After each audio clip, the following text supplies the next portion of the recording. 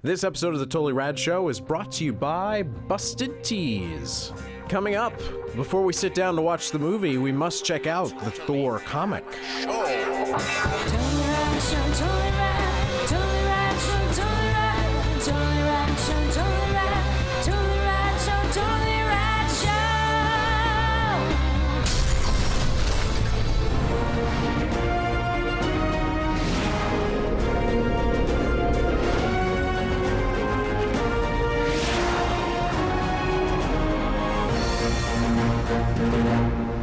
You may have heard of a little film coming out very soon called Thor, and by Mjolnir's hammer, this character has been around for quite a while. Actually, that's not right. Mjolnir is the hammer. Anywho, Thor, of course, the classic Marvel comic book character. So we thought, in getting ready for seeing the film, which we're going to be reviewing tomorrow, stay tuned. We are preparing Thor. Same bat channel, same bat time. We thought we'd read some Thor comics. Now the question was, which Thor comics? Of course, Thor had a big reboot a couple of years ago under J. Michael Straczynski and Oliver Coipel, I believe is how you pronounce it. And so that's the one we decided to look at. Now, that reboot has been rebooted yet again, and in fact, just a couple of weeks ago, the first issue came out, and again, it's Oliver Coipel and Matt Fraction, who's a really popular Marvel writer, one of the architects. But we had this trade, and if you walk into a comic book store, I think the trade that you would see there on the stand with Thor and with one on the spine would be this one. So we looked at the first trade from J. Michael Straczynski.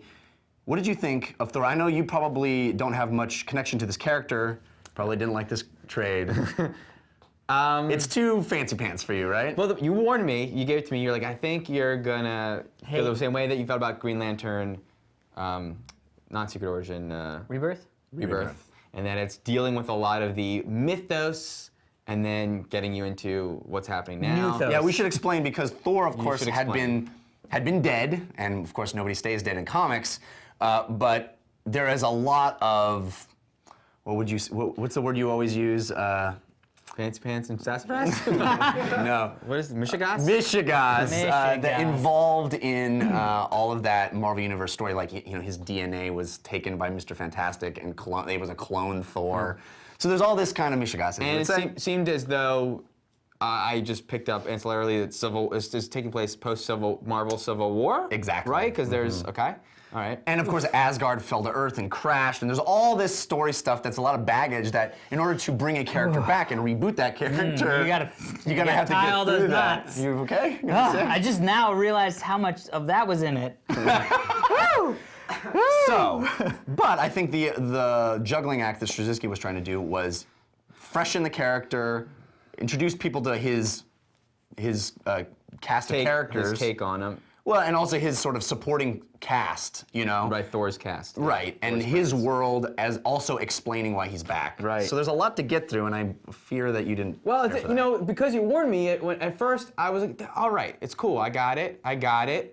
And I liked it, Thor's now in this rural America. I liked the fish out of water, Crocodile Dundee style, like, these. I love the way he wrote. Is that because the guy who's playing Thor is Australian? No, I love the way. Well, no, it's that story. It's like that's not a knife. That's not a hammer. This is a hammer. I like how Straczynski wrote the Southern characters. There's some fun, interesting dialogue there. And at first, when you get to know Dr. Blake, right, the alter ego of Thor, I sort of enjoyed that he's a doctor, and I was like, okay, I could get behind this. I see the humanity in the way into this story.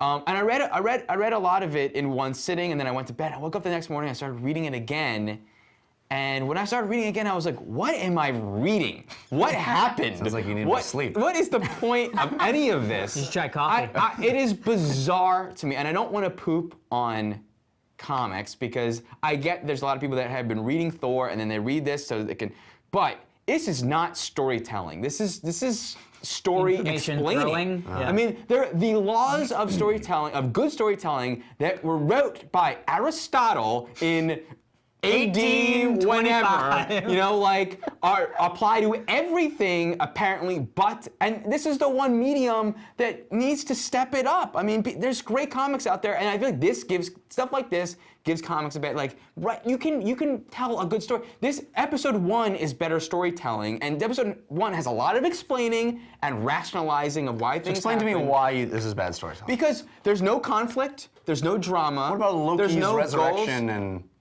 But book 5. The expression on his face what is said the that drama? all. What is the drama? What is the There's a big fight with the Destroyer. That is the what is the consequence? I don't know what any of it. There's no dramatic question. And you know, when Spider-Man, before he becomes Spider-Man, you go, is this nerd gonna become cool? You know, is he? And then he has powers. Is this guy? You know, it's a great dramatic question. There's no dramatic question here. But you can't even when keep the same Qui-Gon and whatever land on this bizarre planet and it's all bizarre, I go, are they gonna find Anakin? You can't keep the What same is dramatic question for 40 years. But but you can add a new I one. pick up a new Spider-Man. I picked up some Ultimate I picked up a whatever, and like there is some good. Some of the Green Lanterns like did it, but some of them didn't. And I feel like there's a way, dude. There is a way, and you don't need to do fan service. You can tell a good story, and they will like it too. You tell a good story, but everyone likes it. Okay, Alex. Yes. Oh wait, can I just say something else? Sure. Because I feel like the cool thing about Thor to me in concept is they are Viking and all these Asgard. It's Viking gods. You know what I mean? Like Norse gods. Norse gods, but that comes from Viking mythology. You know what I mean? And I feel like where's like badass Vikingdom? You know, and I feel the like second trade is all that. okay. Second, I mean, basically there's this father-son thing that he's setting up in this first cool. one. Odin, Thor. Right. But there's all mythology. I wish that there was a reboot that was like Thor's a badass, like Lumberjack. don't make him don't put him in a superhero outfit. I'll be interested. I wonder how I'll react to the movie. I'm very interested Don't to put him in a see. superhero outfit. Make him a freaking Viking. You know what I mean? It's already. Anyway. So here's my issue with Thor in general. Yes, all of that Mishigas was there, and I didn't really give a crap about most of it because I just didn't know. I was like, oh, that's Hrothgar. Is he a guy? I guess he's a guy that he knew. Volstagg? You know what I mean? Yeah. Well, Volstagg the Voluminous. Yeah, It's kind of whichever a it running was. joke with him, yeah. But that's the whole thing. Whoever that guy is, it's like, oh, that's one of his friends. Cool. It's a little bit like Fast Five. I don't know them, but he clearly does. So there's something cool about that.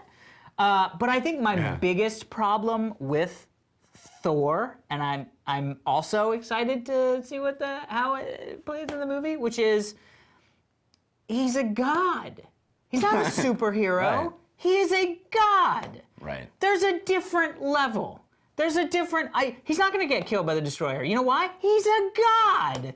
You know, he's going to be able to beat Iron Man. You know why? He's a god. So all of me caring goes out of the window. Really? Yeah, because I don't care. He's a god. I actually thought he there can do was- whatever. But for me, that's Yeah. my biggest issue, and I think that's inevitably what I've always had an issue with the character of Thor, which is once you elevate someone to god status, nothing's gonna touch that. So what do I care? It's not like Superman where kryptonite. Now he's what's or that guy's really big and he's a Superman. He's a god. There's no kryptonite for But gods. those gods can die. Greek mythology. He clearly not. He just came back. He was on vacation. What I thought was interesting is at the end of this trade, there's a little bit of a epilogue with one of the humans and a female god. Yeah, I love that. And I'm very excited. I would be excited to read that story. That story's in the second trade, yeah. And what I think what the way into gods is Greek mythology. Yeah. Gods meddling with humans, humans meddling with gods. That's really what And this is that's- all about, right? But Is it's because- not. Unfortunately, it's not about that. Yeah, but though. like if you It's look not. at Clash of the Titans, it's if the gods. Titans. Yeah, but the reason why Hercules. it's good is because but it's because they're not a god. That's a demigod. He's sort of part god. Isn't Hercules a god? No, he's a demigod. He's part demigod. We're god. getting Part caught up god. in all the semantics. No, of it. but you know that they're fallible, that they can be destroyed because they're not gods. They're part gods. Right. Whereas if it was all about Zeus and Hades fighting, you'd be like, well, but they're both gods. They're gonna be fine. One's gonna But go on there's a a way vacation to downtown. get him lose his power and have to get it back. I mean, or whatever. maybe. I don't know. Well, I'm in a difficult position because I also didn't love this, Yeah. But you but wanna I want to defend defend it. Right. I'll say this, the art is spectacular. Coipel is one of my favorites. I love his take on Thor, where he's like wider than other people. His very wide face is face, wide. yeah. I love that, and it's like low brow, and his helmet sits really low. It's a really cool look, I think. And it's different than all the other people he draws, you know, and everybody doesn't look like that. And so it's beautiful to look at. I love his supporting characters. I feel like all of Straczynski, even in the second and third, I read this entire story arc, which ended, and it gets way too bogged down, I think, in his supporting cast. And it does a lot of that, oh, God's dealing with humans, and I'm not attracted to that as much as seeing Thor kick ass because he's a god and can kick ass. And there's some kick-assery in it, but there's not enough for my taste. Now, I'll also speak a little bit to the new Mighty Thor that just came out. First issue out, I think, 2 weeks ago. Matt Fraction, a very popular, very canonical writer for Marvel, which Canonical or canonical? canonical. I mean, he writes in canon. Got it. It suffers from many of the same problems, and I think if you read it, you would dislike it even more. I mean, there's a whole section where they're trying to go to the root of the Yggdrasil tree, and you know they've got like scuba gear on, and Loki's like a little kid now instead of a chick, and it gets really bogged down and it's under its own weight, you know, and that's too bad. And I'm hoping that the film doesn't feel that way. We'll find out tomorrow, but it's a shame because let me just say this.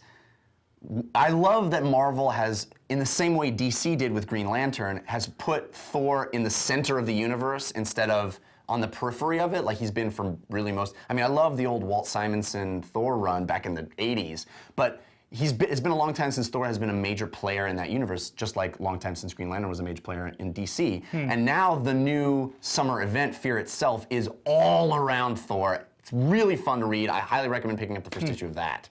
Cool. So we'll see what we think about the movie tomorrow.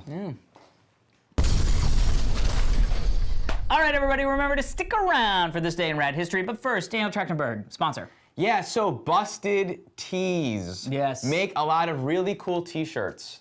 I have been wearing them over the years, all the time. I always get comments on them, because you know, they're all references to movies or video games we grew up with. I remember wearing one when I first met you back in the day. Yes. A little Oregon Trail send-up. Yep. That you did not recognize. I was very sad. But you've seen them in other movies or TV shows throughout the years, all that stuff. So if you head over to bustedtees.com, find the shirt of your dreams and enter the promo code RADSHOW to receive 10% off your order. Amazing. Gravy Train, well, we will see you tomorrow. Speaking of Oregon Don't forget to send in your backgrounds. We love getting those. Fans at TotallyRadShow.com. All right. Mañana. Mañana. Yeah. Don't miss tomorrow when we review the movie Thor.